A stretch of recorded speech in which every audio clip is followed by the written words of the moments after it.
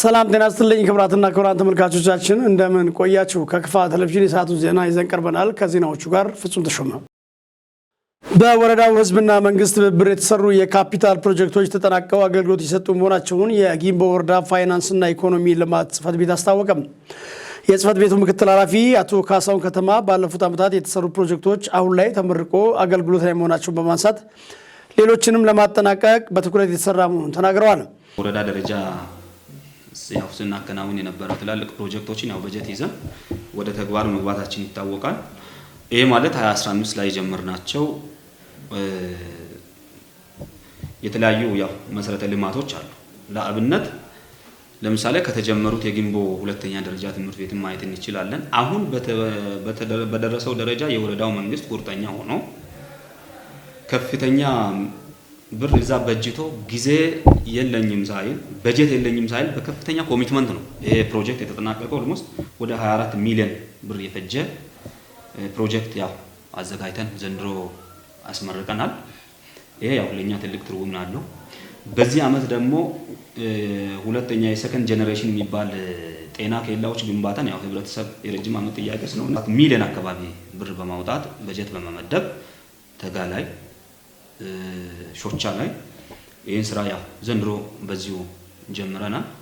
በሌላ በኩል ፕራይመሪ ሆስፒታል ውፋ ጤና ጣቢያን ማስፋፊያ ላይ 46 ሚሊዮን ብር በላይ በጀት ተይዞ ያው የሚሰራው ተቋንተና ኮንትራክተርም አግሪመንት ገብቶ ስራ ወደ መጀመር እየተከደ ያለበት ሁኔታዎች አሉ። ከዛ በዘለለ መንገዶችን አስመርቀናል። ከኩቲ ከጡላ ዝንጋጅ 18.3 ኪሎ ሜትር ወደ 13 ሚሊዮን ብር የፈጀ ፕሮጀክት ነው። ይሄን ባለፈው አመት አስመርቀናል። የከፋ ባህል ቤት ግንባታን ለአብነት ማየት እንችላለን። ዘንድሮ ካስመረቅናቸው ፕሮጀክቶች በዋናኝነት እነዚህ ናቸው። ከዛ ጋር ያው በተገናኘ አንደኛ አስተዳደር ጽፈት ቤት አሁን ያስገነባን ነው 78 ሚሊዮን አካባቢ የሚፈጅ እሱም ያው ongoing አለውና ግብርና በተመሳሳይ ማየት ይቻላል። ኔክስት ያው ስቴፕ ባይ ስቴፕ ፍርድ ቤትንም በተመሳሳይ ግንባታ ላይ ያሉትን ስቴፕ ባይ ስቴፕ ያው እናስመርቃለን የሚል ሐሳብ ነው አለን። ይሄ ማለት በዚህ አመት ብቻ አዲስ ፕሮጀክቶችን ያመጣናቸው አሉ። ከመንገድ አኳያ መንገድ ላይ ለምሳሌ ከኡፋ ፕሮጀክት የመንገድ አለን፣ ከጀራባ ተጋ አለን፣ ከኩቲ ያበክቻ ወላጋ ድረስ ወደ 6.1 አለን። ኦልሞስት በጠቅላላ 19.2 የውስጥ ለውስጥ ከወረዳ ቀበሌን ከቀበሌ የሚያገናኝ መንገድ እንሰራለን ብለን 50 ሚሊዮን ብር በላይ በጀተን ያው ወደ ትግበራ የገባነው ሂደት አለ። ይሄ ከካፒታል አንፃር ትልቅ ምርታ ነው ብሎ መውሰድ ይቻላል። በሌላ በኩል ያው በኤፍኤስአርፒ ድርጅት የቁም እንስሳት የግብይት ማዕከል 19.8 ሚሊዮን ብር በጀት በመያዝ ያው ወርክብክብ ተደርጎ ያው ወደ ስራ የተገባበት ሁኔታ አለና እነዚህ የቁም እንስሳቶች ያው በዘመነ መንገድ የግብይት ስርዓቱን በተጠበቀ መንገድ እንዲገበያ ያው የተሰሩ ስራዎች ናቸው። እነዚህ ቅድም የተባሉ ካፒታል ፕሮጀክቶች በወረዳ ደረጃ በርካታ ተሰሩት አሉ። በማዘጋጃ ቤቶች ውስጥ ለውስጥ መንገዶች ተሰርተዋል። የውሃ ማስፋፊያዎች ገብተዋል። 5ቱ ማዘጋጃ ቤቶች የመብራት ዝርጋታ ተካሂዷል። እነዚህ ሳይጠቀሱ የዲች ቦይ ግንባታዎች አሉ። በቀበሌ ደረጃ የምናስገነባቸው የምንጭ ውሃዎች አሉ። እነዚህ ሳይገቡ ለአብነት ብለን በግዙፍ ሚሊዮን ብር ራን ያደረግናቸው ነገሮችን ነው እዚህ ለመጥቀስ የሞከርኩትና እንደኛ ወረዳ ይሄ ነው። ምክትል ኃላፊው አክለውም የተጀመሩ ፕሮጀክቶች በተያዘላቸው ጊዜ ገደብ ሰርተው እንዲጠናቀቁ ተገቢውን በጀት መመደቡንም ገልጸዋል። ይሄን ደግሞ ለመፈጸም የተያዙ ፕሮጀክቶችን ለመፈጸም አንደኛ የወረዳ መንግስት ቁርጠኛ ነው። የወረዳ መንግስት ቁርጠኛ ባይሆን የትኛውንም ማስመረቅን ማስቀጠልም አንችልም።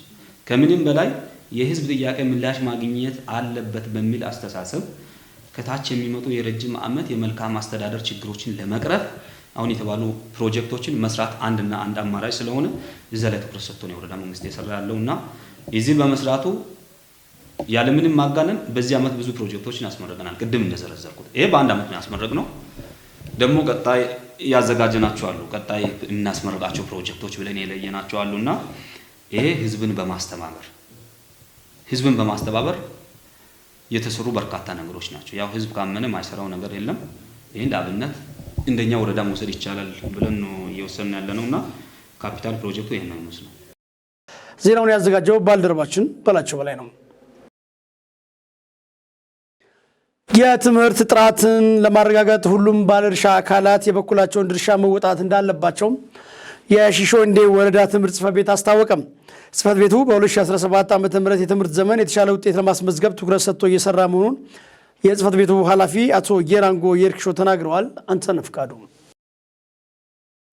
ባለፉት ዓመታት የትምህርት ጥራት ጥያቄ ምልክት ውስጥ እንደነበር ይታወቃል። ይህንን ለመቅረፍ ከቅርብ ጊዜ ወዲህ መንግስት የትምህርት አመራርና ባለድርሻ አካላት ትኩረት ሰጥቶ እየሰሩ ይገኛል። የሺሾንዴ ወረዳ ትምህርት ጽሕፈት ቤትን በበኩሉ የትምህርት ጥራትን ለማረጋገጥ በርካታ እንቅስቃሴዎችን እያደረጉ መሆናቸውን የጽሕፈት ቤቱ ኃላፊ ተናግረዋል። መንግስት ከቅርብ ጊዜ ወዲህ በትምህርት ዘርፉ ላይ ሰፊ ሪፎርም ስራዎችን እየሰራ ያለባቸው ነገሮች አሉና ያን ተከትሎ ትምህርት ጥራት ላይ ሰፊ ርብርብ እየተደረገ ያለባቸው አግባቦች አሉ። ያን ተከትሎ ክልላዊና ሀገራዊ ፈተና የሚወስዱ ተማሪዎችን ለማብቃት እንደ ወረዳችን ሰፊ ስራዎች ናቸው እየተሰሩ ያሉት። ከዚህ ለአብነት እንደ ወረዳችን ባሉት ሁለተኛ ደረጃ ትምህርት ቤቶች ላይ እንደ ወረዳ ሰፊ ትኩረት ሰጥተን ነው እየሰራን ያለነውና ከዚህም ቢያንስ እስከ ተማሪዎች ድረስ ወርደን ከተማሪዎች ጋር ሰፊ ውይይት እየተደረገ ያለባቸው አግባቦች አሉ። ከመምህራኖች ጋር ውይይት እየተደረገ ያለባቸው አግባቦች አሉ። ከዛም አልፎ ከወላጆች ጋር ውይይት እየተደረገ ያለባቸው ሁኔታዎች አሉ።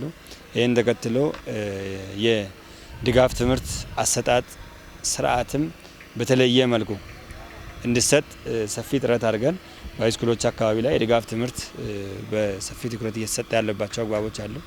ከዚህ ጋርም ተያይዞ የኢንተርኔት አገልግሎት ተጠቃሚ እንዲሆኑ የዋይፋ አገልግሎት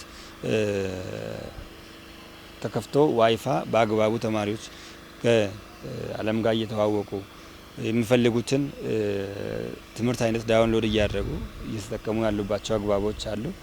ከዚህም አልፎ ቤተ መጻሕፍት እስከ ማታ 3 ሰዓት ድረስም ጭምሩሉ ክፍት ተደርጎ ቤተ መጻሕፍት እንዲያነቡ የድጋፍ ትምህርት ደግሞ በመረጡት መምህራኖች ማታም ጭምር እንዲሰጥ ክትትል እያደረግን ያለባቸው አግባቦች አሉ። እንደ ሺሾንዴ ወረዳ ሁለተኛ ደረጃ ትምህርት ቤቶች ያሉ ሲሆን መምህራኖችንና ተማሪዎችን ለማበረታታት አስፈላጊውን ድጋፍ እያደረጉ እንደሆነም ነው የተናገሩት። ሁለተኛ ደረጃ ትምህርት ቤቶች ለማታ ትምህርት ድጋፍ እንዲሆን 100 ሺህ ብር ድጋፍም ጭምር እንደ ወረዳ 100 ሺህ ድጋፍ አድርገን መምህራኖች እየተበረታቱ ማታ ትምህርት በትኩረት እንዲሰጡ ለማስቻል ድጋፍ ጭምር ሁሉ እያደረግን ያለበት አግባቦች አሉ። ከዛም አልፎ በትምህርት ቤት ላይ የተመደቡ ትምህርት አምባሳደሮችም ከተማሪዎች ጋርም ጭምር ሁሉ ወርዶ ውይይት አድርጓል። ከህብረተሰብ ጋርም ውይይት አድርጓል። ስለዚህ የተማሪዎችን ስነ ልቦና ለመጠገን ሰፊ ስራዎች እየተሰሩ ያሉባቸው አግባቦች አሉ። ከዚህም አልፎ ደግሞ ለመምህራኖችም ቢሆን ስልጠና እሰጠባቸው ለተማሪዎችም ስልጠና በአጠናን ሰነድ ዘዴ ላይ ስልጠናዎች ተሰጥቶ በአግባቡ ተማሪዎች እንዲያጠኑ ክትትል እየተደረገ ያለባቸው አግባቦች አሉና በዘንድሮው ትምህርት ዘመን የተሻለ ውጤት ለማስመዝገብ እየሰሩ እንደሆነም አብራርተዋል። ከዚህ ቀደም የትምህርት ቤት በቀጥታ አስፈትነው አንድ ተማሪ ብቻ ነው ዩኒቨርሲቲ ላይ ሊያስገባ ይቻላል። በእርግጥ በሪመዳል በርካታ ያሉ ተማሪዎችን አስገብቷል። ሆኖም ግን በቀጥታ ሊያስገባ አልቻለም። ይህን መምህራኖችን በቁጭት ትምህርት አመራሮችን በቁጭት ሰርቶ በዚህ አመት የተሻለ ውጤት ማምጣት አለብን፣ መምህራኖችም ደግሞ ውጤት ማስመዝገብ መቻል አለብን የሚለውን ልዩ ትኩረት ሰጥቶ እየሰሩ ያሉባቸው አግባቦች አሉ። ከዚህም አልፎ ከመምህራኖችም ጋር ጭምር ሁሉ ግብ ስምምነት ተፈራርሟል። እኔ ማስተምረውን ተማሪ ዩኒቨርሲቲ ላይ ጆን አደርጋለሁ ማስገባት እችላለሁ የሚለውን ግብ ስምምነትም ተፈራርሞ ተማሪዎችን ቀን ማታ እየደገፉ ያሉባቸው አግባቦች በመደበኛ ትምህርት ጊዜያቸው ብቻም ሳይሆን በቴሌግራም የጋራ ግሩፕ ቴሌግራም ቻናል ጭምር ሁሉ ተከፍቶ በቴሌግራም ቻናልም ጭምር ሁሉ መረጃዎችን የተለያዩ ወርክሺቶችን እየሰሩ ያሉባቸው አግባቦች አሉና በዚህ ልክ በዚህ አመት በርከት ያለውን ተማሪ ዩኒቨርሲቲ ላይ ማስገባት እንችላለን የሚል ልዩ አቋም ይዘን እየሰራን ያለንበት ትምህርት ቤቱም በትኩረት እየሰራ ያለበት አግባብ ነው ያለው። በኢትዮጵያ የኩላሊት ህመምተኞች ቁጥር እየጨመረ መምጣቱ እየተነገረ ነው። ይህ በሽታ በየትኛውም የእድሜ ክልል ውስጥ ያሉ ሰዎች ላይ የሚከሰት መሆኑን የገብረ ጻዲቅ ሻዋ አጠቃላይ ሆስፒታል አስታውቋል። በሆስፒታሉ ጠቅላላ ሐኪም ዶክተር አቤኔዘር ኮንቶርሳ የኩላሊት በሽታ ምልክቶችና ሊደረግ ስለሚገባው ጥንቃቄ በተመለከተ ባልደረባችን ብሩክታይት ብርሃኑ ቆይታ አድርጋለች። ተከታትለን እንመለስ። በኢትዮጵያ በከፍተኛ ፍጥነት እየተስፋፉ ከሚገኙ በሽታዎች መካከል የኩላሊት ህመም በገዳይነቱ በቀዳሚነት እንደሚገኝ መረጃዎች ያሳያሉ። በገብረ ጻዲቅ ሻዎ አጠቃላይ ሆስፒታል በመገኘት ስለ ኩላሊት ህመም ምንነት ላይ ከጠቅላላ ዶክተር አቤኔዘር ኮንቶርሳ ጋር ቆይታ አድርገናል። ለኩላሊት ህመም አጋላጭ ሁኔታዎች ምንድናቸው ብለን ላነሳንላቸው ጥያቄ ተከታዩን ብለዋል። የኩላሊት ህመም ኖርማሊ ኩላሊት የሚሰራቸው ስራዎች አሉ። ያን ስራዎች ማካሄድ ሳይችል ሲቀር የዋና የኩላሊት ስራ በሰውነታችን ውስጥ ያለውን ቆሻሻ ማጣራት በሽንት መልኩ ማስወገድ ነው እና ያንን ስራ መስራት ሳይችል ሲቀር ኩላሊት ፌለር አኪዩት ኪድኒ ፌለር በእንግሊዘኛው የምንለው ወይም የኩላሊት መድከም፣ ይሄኛው አኪዩት ወይም ክሮኒክ ሊሆን ይችላል። በሁለት እንከፍለዋለን። በድንገተኛ ጊዜ የሚመጣ በ3 ቀናት ውስጥ አኪዩት የሚመጣ ወይም ቆይቶ በ3 ወራቶች ውስጥ የሚመጣ ክሮኒክ ኪድኒ ዲዚዝ ወይም ሲኬዲ የምንለው ማለት ነው። እንደዛ ብለን መክፈል ይቻላል እና የሚያጋልጡት ሁኔታዎች አንደኛው ነገር ኮመንሊ አሁን ያሉት እንደ ግፊት የሚታወቁ በሽታዎች፣ ስኳር፣ አንዳንድ ጊዜ በቤተሰብ ኢንፌክሽኖች፣ ለምሳሌ አሁን በዚህ በእኛ አካባቢ በብዛት አሁን እየመጣ ያለው ወባ ራሱ ማላሪያ የኩላሊት ችግር እያመጣ ነው እና እንደ አጠቃላይ ምክንያቶቹ ዘርዘር ብሎ ብዙ ናቸው። ግን በዋናነት የሚታወቁት አሁን ላይ ሁለቱ ግፊትና ስኳር በተለይ በጣም እየሰፉና ለኩላሊት ችግር ተጋላጭ እያደረጉ ነው። ለኩላሊት ህመም የተለያዩ ምልክቶች እንዳሉት ገልጸው ታማሚዎች ወደ ሕክምና ተቋም ሳይባባስባቸው መሄድ እንዳለባቸው አሳስበዋል። የኩላሊት ህመም ምልክቶቹ ብዙ ጊዜ የሚጀምረው ከመደካከም፣ አሁን ሁሉ መደካከም የኩላሊት ህመም ነው ማለት አይደለም። መጀመሪያ ግን እንዳጠቃላይ ነን ስፔሲፊክ ሲምፕተም የምንላቸው ነገሮች አሉ። መደካከም ይጀምራል። ከዛ ግን ለየት የሚያደርገው ምንድነው? መጀመሪያ ፊት አካባቢ እብጠት ይጀምራል። ከፊት አካባቢ ከዛ ደግሞ ፊት ያብጥና ወርታች ወደ እግር ሰውነትም እግርም እያበጠ የሚመጣ እብጠት ነው እና ይሄ ብዙ ጊዜ ጠዋት ከእንቅልፋቸው ሲነሱ ምናምን ጠዋት ላይ የምናስተውለው እብጠት ነው። ልክ ከሰዓት የሆነ እያበጠ ይመጣል። እነዚህ አሁን መጀመሪያ አካባቢ ነው። አልፎ ተርፎም አንዳንድ የኩላሊት ምክንያቶች ፌል ማድረጉ ምክንያቶች ደግሞ ላይክ ሽንት ቀለም መቀየር፣ ሆድ ማበጥ፣ መደካከም እነዚህ ነገሮች ምልክቶቹ ናቸው። እነዚህ ምልክቶች ወዲያውኑ እንዳዩ በአቅራቢያቸው ወደሚገኝ የሕክምና ተቋም መሄድ መቻል አለባቸው። ለኩላሊት ህመም የተለያዩ ሕክምናዎች እንዳሉ ገልጸዋል። እዚህ ሲመጡ አሁን እንዳልኩሽ አኪዩት ኪድኒ ፌለርና ክሮኒክ ኪድኒ ፌለር ብለን በሁለት እንከፍለዋለን። በሕክምና ተጣድፎ የሚመጣና ቆይቶ በ3 ወር ውስጥ የሚመጣ ማለት ነው እና የሚደረገው ምንድነው? እንዳልኩሽ የኩላሊት ከጥቅም ውጭ ሲሆን ሰውነታችን ያባብጣል፣ ምግብ ፍላጎታችን ይቀንሳል፣ ይደካክመናል፣ ቅድም ተባብለናል እና ምንድነው የምናደርገው? እብጠት ካለ እብጠቱን መቀነስ፣ ኩላሊት ጋር ተያይዞ የሚመጡ ችግሮች አሉ። ደም ማነስ ካለ ደም ማነሱን ማስተካከል፣ ትንፋሽ ማጠር ምናምን ካለ ያን የሚያስተካክል መድኃኒት መስጠት፣ ሰውነታችን ውስጥ ያሉትም ማለት ነው። ከኩላሊት ህመም ጋር ተያይዞ የሚመጡ ኢንፌክሽኖች አሉ። ያን ኢንፌክሽን መከላከል፣ የሳምባ ኢንፌክሽን፣ እነዚህ የመሳሰሉትን እነዛ ነገሮችን መከላከል ነው። ግን ይሄ እንደኛ እንደ አጠቃላይ እንደ ገብረ ጻዲቅ ሻዎ አጠቃላይ ሆስፒታል የሚደረግ ነገር ነው። ግን ፔሸንቱ ወይም ታካሚው ሄዶ እነዚህን ያልኩሽን ቅድም የመከላከል ስራዎችን ካልተሰራ ዲዚዝ ፕሮግሬሽን የሚባል ነገር አለ። የበሽታውን ክሮኒክ የነበረውን ደረጃ አለው ኩላሊት ህመምና የመጨረሻ ደረጃ ወይም 4ኛ ደረጃ እንዳይደርስ ነው የምናደርገው። ያ እንዳይደርስ በህክምና እኚህ መድኃኒቶች ካላደረገ 4ኛ ደረጃ ላይ ሲደርስ ከኛ አቅም በላይ ይሆንና እንደ ሀገር እንደሚታወቀው ዲያሊሲስ ሴንተር እንልከዋለን። በመጨረሻም በተነሱ ሀሳቦች ላይ ተከታዩን መልእክት አስተላልፈዋል።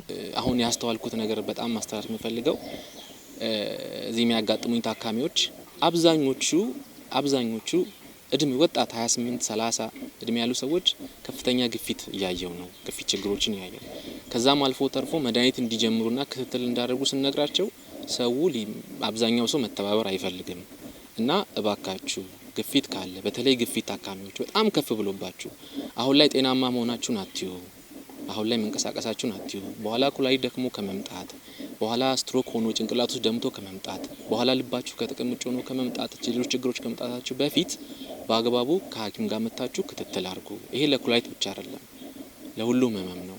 ምልክት ሲሰማችሁ በጊዜ ኑና ታዩ። ኋላ ላይ ተባብሶ ሌሎች ተጨማሪ መዳን ማይቻልበት ደረጃ ላይ ከመድረሱ በፊት እርሊ በጊዜ መምጣት ይሻላል።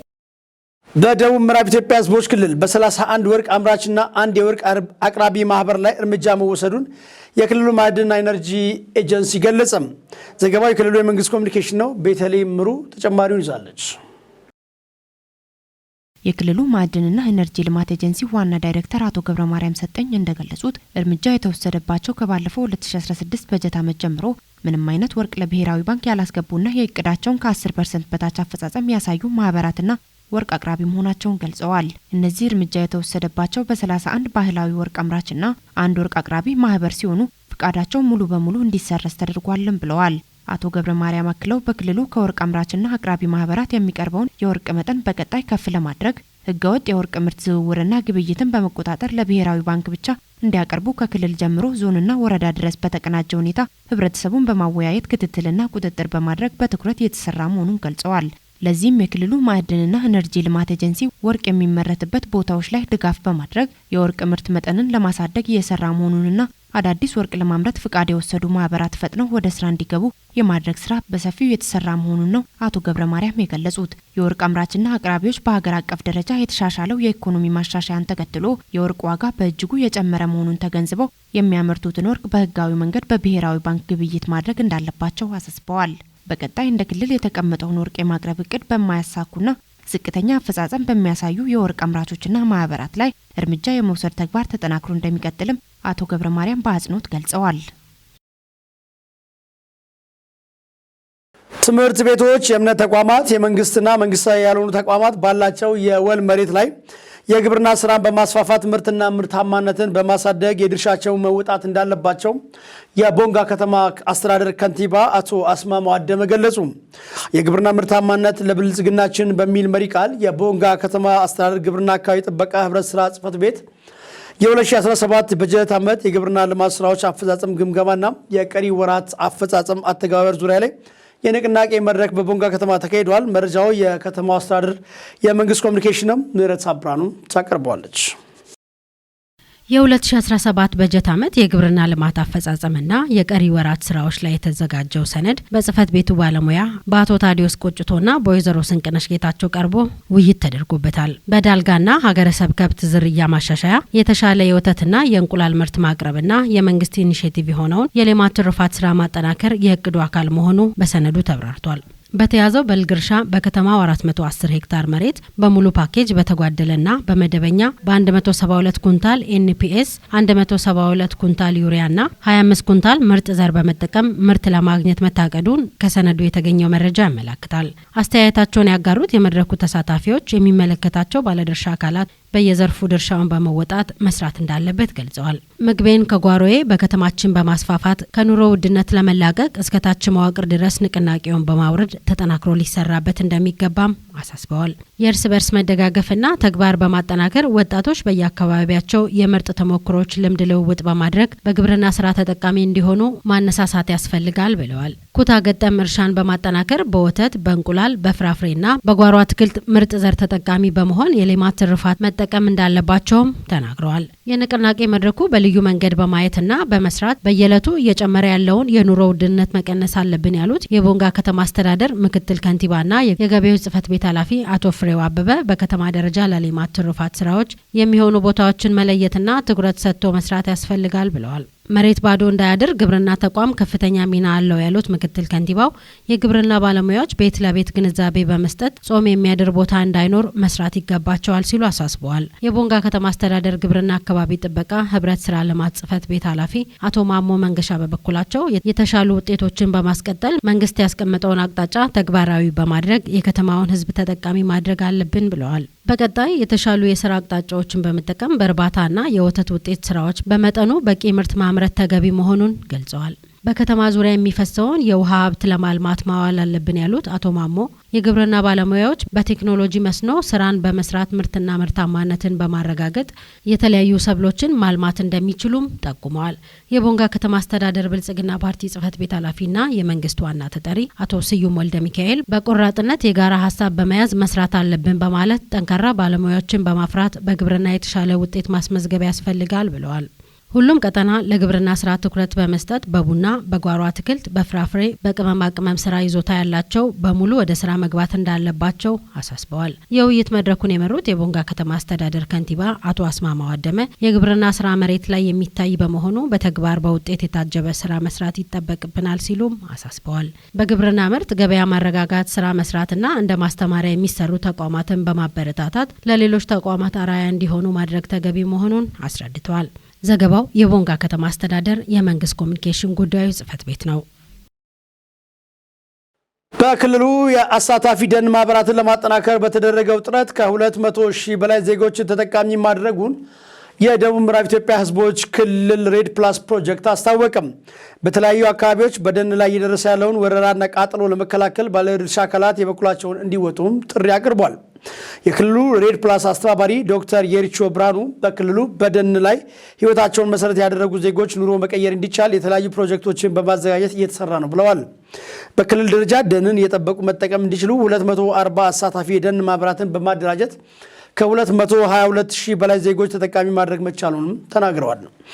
ዜጎች በዶሮ እርባታ፣ በማገዶ ቆጣቢ ምድጃ፣ በግብርናና በሌሎች ተመሳሳይ መስኮች በማሰማራት ተጠቃሚ ማድረግ ስለመቻሉም ዶክተር የሪቾ ብርሃኑ ገልጸዋል። እንደ ሀገር 1.4 ሚሊዮን ሄክታር በላይ ደን መከለል ካለበት በደቡብ ምዕራብ ኢትዮጵያ ህዝቦች ክልል ደረጃ 40 በመቶ የሚሆነው የደን ጥበቃ ስራዎች በሬድ ፕላስ እየተጠበቁ እንደሚገኙ ተገልጿል። እንደ ክልል ሰደድ እሳት፣ የደን ወረራና ሌሎች ጉዳዮች በደን ሀብቱ ላይ እየደረሱ መሆናቸውን የተናገሩት ዶክተር የሪቾ ብርሃኑም እነዚህን ችግሮች ለመከላከል ሁሉም አካላት በቅንጅት እንዲሰሩም ጠይቀዋል። ክብራትና ክብራን ተመልካቾቻችን ለሰዓቱ ያዘጋጀናቸው ዜናዎች ቀደም ሲል የተመለከታችኋቸውን ይመስሉ ነበር። ከቀሪ ከፋ ቴሌቪዥን ፕሮግራሞች ጋር ቆይታ እንድታደርጉ እየጋበዝኩ ፍጹም ተሾመ ዜናዎቹን መምራት ከእናንተ ጋር ቆይታ አድርጌያለሁኝ። ሰላም።